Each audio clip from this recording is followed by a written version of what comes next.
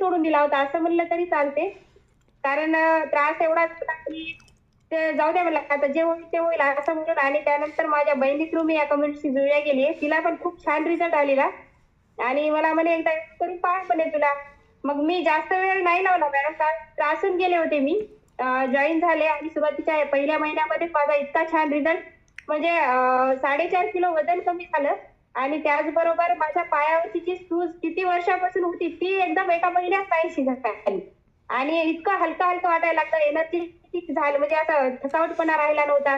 वजन कमी झालं त्याचा आनंद इतका होता की आता काही झालं तरी मला हे घ्यायचंच आणि मला वजन कमी करायचं असा आत्मविश्वास झाला मॅम. आणि नंतर मी कंटिन्यू केलं.